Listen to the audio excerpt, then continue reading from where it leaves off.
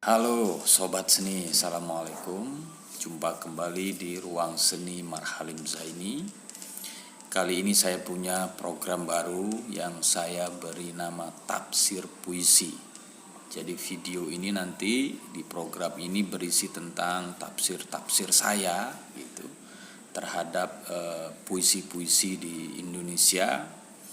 Ini juga merespon dari cukup banyak penonton video saya ini ya, yang meminta saya untuk menafsir, menanyakan ini puisi ini bagaimana ya memahaminya, puisi ini bagaimana ya tafsirnya.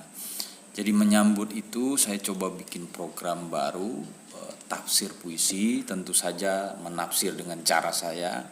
Tujuannya untuk membantu adik-adik terutama ya sobat seni yang mungkin ini remaja, penontonnya dari remaja atau mungkin anak-anak yang sekolah dasar. Nah, untuk edisi tafsir puisi yang pertama ini saya coba menafsir satu puisi karya Djoko Pinurbo berjudul Baju Bulan.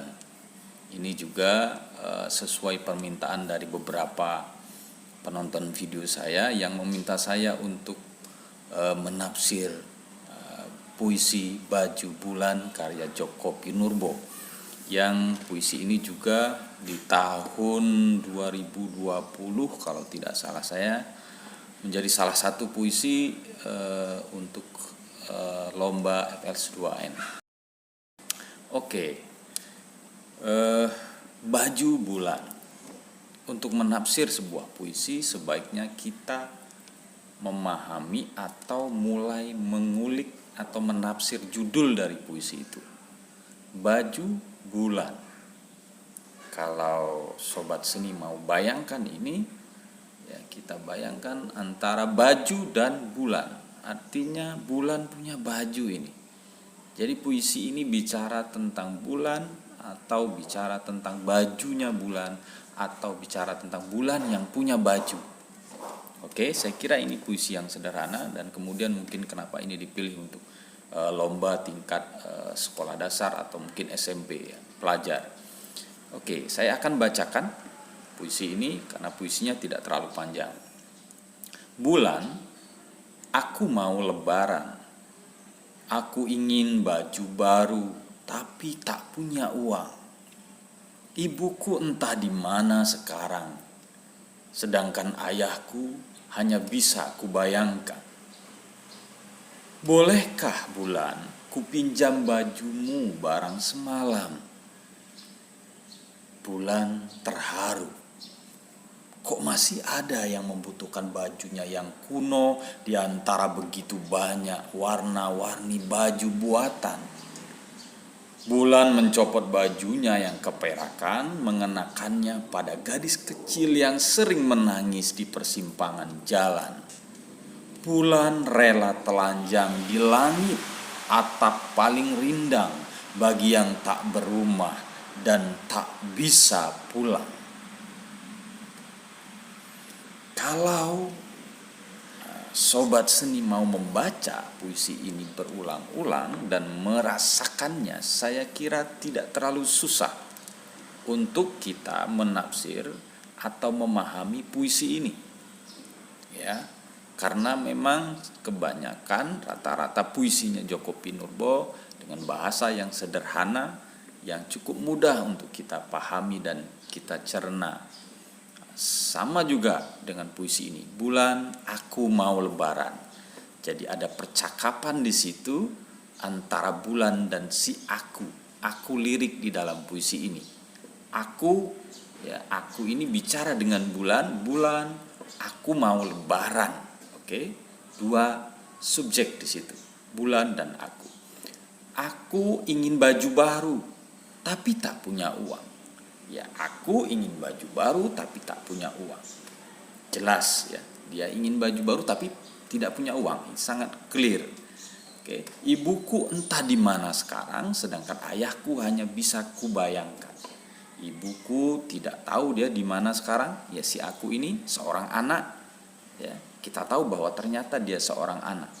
karena dibicara tentang ibuku tidak tahu di mana sekarang, sedangkan ayahku hanya bisa kubayangkan. Jadi dua-duanya tidak ada. Dia bisa saja kita posisikan sebagai anak yatim piatu yang tidak punya ayah, tidak punya ibu. Ya. Bolehkah bulan? Lalu dia bicara dengan bulan. Kupinjam bajumu barang semalam. Ya. Mendengar ini, bulan kemudian terharu. Ya. Dia merasa kok masih ada ya yang memerlukan baju yang jelek ini gitu. Baju yang kuno ini, baju bulan, di antara begitu banyak warna-warni baju buatan. Jadi ini puisi juga ya, menyindir kepada realitas kita sehari-hari ini, bahwa baju sekarang kan di zaman modern ini banyak sekali pilihannya, mau di mall-mall ya, baju sangat banyak di toko-toko baju yang berwarna-warni. Kenapa dia memilih baju saya yang jelek ini, yang kuno, yang baju bulan mungkin satu warna itu, gitu ya. Dan kemudian bulan mencopot bajunya yang keperakan, nah, warnanya yang keperakan. Tadi dibandingkan dengan warna-warni yang sangat banyak sekarang, tetapi ini warna keperakan. Mengenakannya pada gadis kecil yang sering menangis di simpang jalan. Ya, kemudian ya dia pakai menangis kepada gadis kecil yang menangis di persimpangan jalan. Ini jelas. Jadi ada anak di sana, si aku ini adalah anak kecil yang tidak punya ayah dan tidak punya ibu, yang kemudian dia sering menangis di simpang jalan. Artinya dia juga tidak punya rumah. Gitu ya. Dia tidak punya rumah, anak yang sebatang kara. Ini kita bisa bayangkan seperti itu. Bulan kemudian rela telanjang di langit, ya, kemudian bajunya dia berikan kepada si anak ini, ya, dan di akhir puisi ini bulan rela telanjang di langit, atap paling rindang. Langit ini ya disimbolisasikan sebagai atap paling rindang, atap ya, paling rindang bagi yang tak berumah dan tak bisa pulang. Jadi anak-anak ini berumah di bawah atap, di bawah langit, ya. Rumahnya di bawah langit. Jadi dia tidak punya rumah, sebatang kara. Ya, di akhir ini ingin ditegaskan bahwa anak ini memang tidak punya tempat tinggal. Jadi puisi ini ingin bicara tentang si aku, si anak yang sebatang kara, simpang jalan, yang sering menangis, apalagi saat lebaran. Jadi ada kata lebaran ini menjadi penting. Ya, aku mau lebaran. Dia tidak punya baju. Dia kemudian meminta baju itu kepada bulan. Kenapa dia meminta baju kepada bulan? Karena dia merasa sendiri. Dia tidak punya siapa-siapa. Dia yatim piatu. Dia berada di simpang jalan. Dia sering menangis.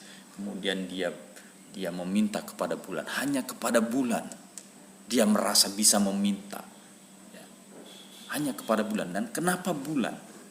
Gitu ya. Kenapa bulan? Kalau kita mau pertanyakan, kenapa tidak pada matahari?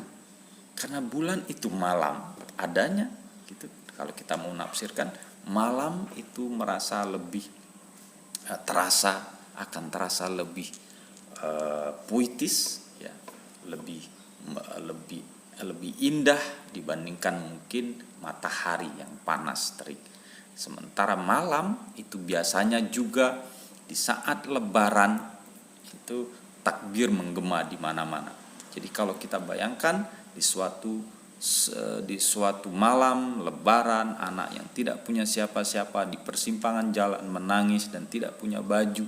Ya, jadi baju di sini ya, bisa disimbolisasikan sebagai juga tidak hanya baju, tetapi kasih sayang, tetapi kehangatan dari cinta orang lain, terutama mungkin orang tua yang tidak dia miliki. Jadi baju di sana adalah juga kehangatan. Baju di sana adalah simbol bagi kasih sayang yang akan memeluk dia karena dia seorang diri. Oke, adik-adik, ya sobat seni, saya kira ini puisi sangat jelas, dan dari pemahaman dari tafsir seperti itu kemudian kita akan mampu menghayati. Kalau nanti dibacakan, maka posisi kita adalah sebagai seseorang yang menjadi anak kecil itu, ya, karena ada dua subjek di situ. Puisi ini ada aku liriknya, dan kita bisa memposisikan sebagai anak kecil yang sedang kesepian dan sendiri.